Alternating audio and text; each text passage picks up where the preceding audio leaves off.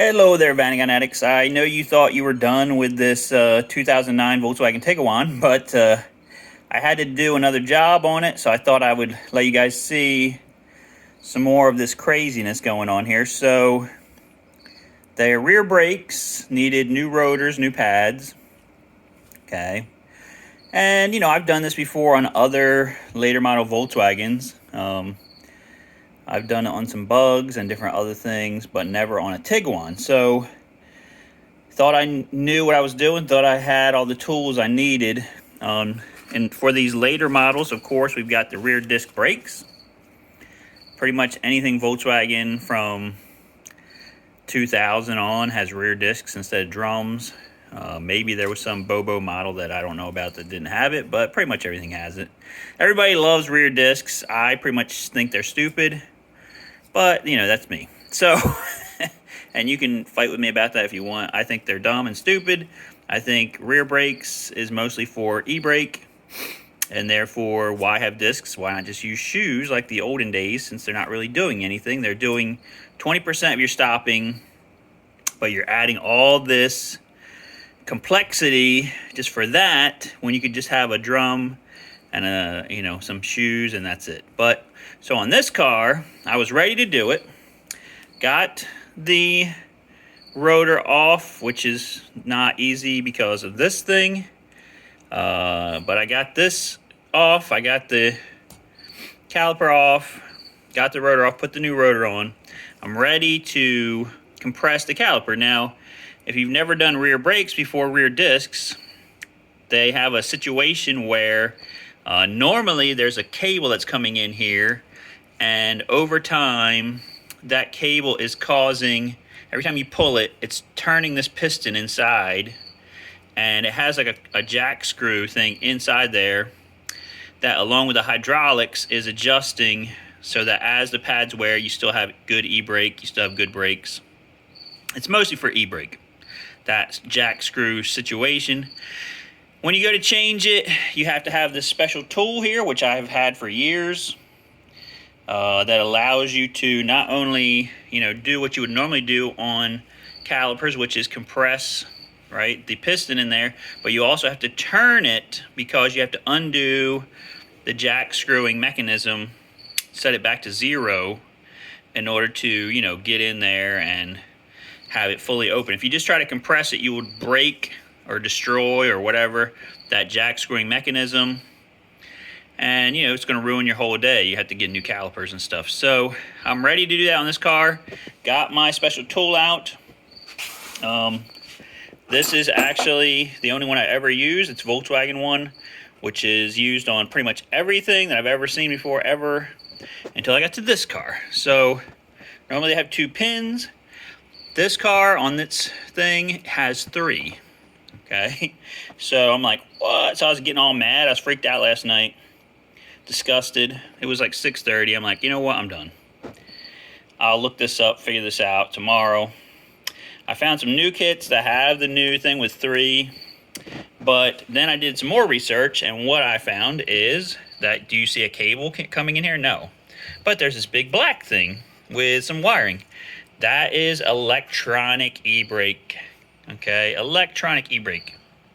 And what that means is that you need to use a computer to be able to do this. So, you need to go into the computer, which I have, thankfully. I have got a VAGCOM.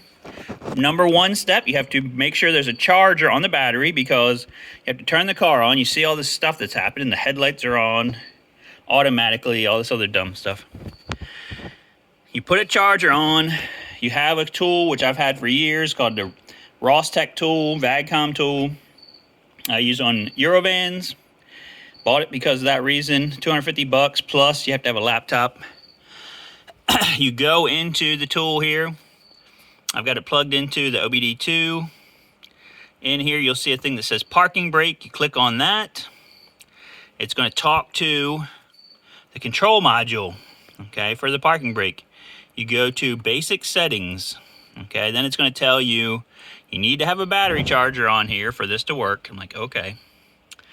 All right, now you go to this documented basic settings. We want to open rear parking brake prior to pad thingamadoodlers. And you can hear it back here. It is, instead of me doing this screw jack maneuver, this motor is doing it. Okay, so that is allowing that screw jack to retract all the way. Now when I take this off, I can just compress the piston like a normal caliper and do the brakes. Okay, and then when I get done, I have to go back to this screen again and go back to another setting, which is, you know, basically reset it. So in other words, it pushes the screw jack thing back out so that you're starting out with good e-brake. Also here on the dash, there's an emblem that pops up that says your parking brake is borked. Okay, if you do this successfully, you get a symbol saying, hey, parking brake, no worky. So, you know, if I didn't have this VAGCOM tool, so this actually makes my life easier because, to be honest with you, I hate like poison using this tool and doing this because it pretty much sucks. Like, you're trying to expand it, you're trying to turn it, it turns miserable most of the time. You can just barely do it. It's like very frustrating. Now all I have to do is just get my little you know, C-clamp, go smoosh, and it's over. Okay, so in a way, this is way better for me. But if I didn't have this laptop, and if I didn't have this $250 tool, which I bought 10 years ago, who knows how much it is now, how could I do this? Okay, I saw another guy, they took the motor off of the caliper and they screwed it in by hand, but then you still don't have the ability to make it go back and reset it at the end. So, you know, you pretty much have to have a computer tool to do rear brakes on this car.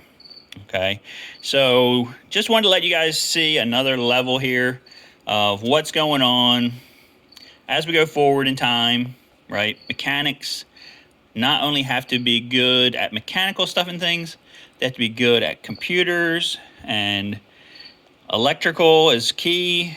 If you're not good at that stuff on these later cars, you know, you definitely need to find somebody, because, you know, doing it yourself is requiring more and more, you know, stuff and things. Thankfully on Volkswagens, you can get all this stuff. Imagine if you had a Mercedes-Benz where this tool would not work unless it's hooked into the dealership network. Okay, or any other type of expensive car, they have their own special software. Doesn't work unless it's actually hooked into the dealer network for a lot of the basic things that you would need it to do. So in a way, Volkswagen stuff is nice in that it does allow you to buy the tool, do these things yourself, or a small shop to do it. A lot of other manufacturers don't even allow to do that. So I don't know if that helps you guys at all. Just kind of see what's going on here, the direction that we're heading. As we head more and more towards more complex cars, like these electric cars that are going to be pretty much all controlled by computers, every single thing of it, you know, it's just going to be more and more like an iPhone, something that you never want to try to repair yourself because it's so complex. If you touch it, you're going to break it. Okay, so I guess that's it. Let me know what you guys think in the comments. I'm going to get this brake work job done and move on with my life, hopefully, and that'll be it. But please like, share, subscribe. We'll see you guys on the next video.